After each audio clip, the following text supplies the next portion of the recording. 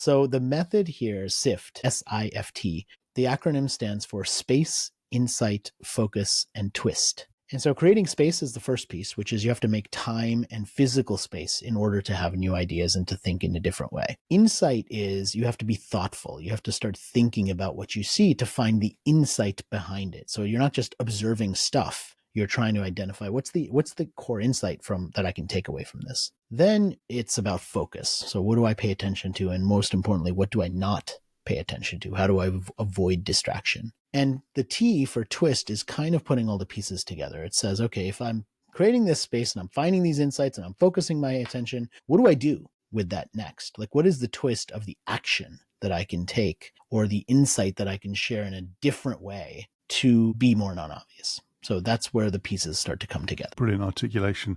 And your experience of working with teams and individuals, which of the four elements do people find the hardest in general terms? They think that they'll find space to be hard because we're busy.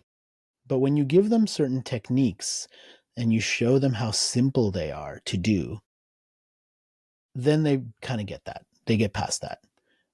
They think that insight's going to be easy because they're like, oh, I have insights all the time.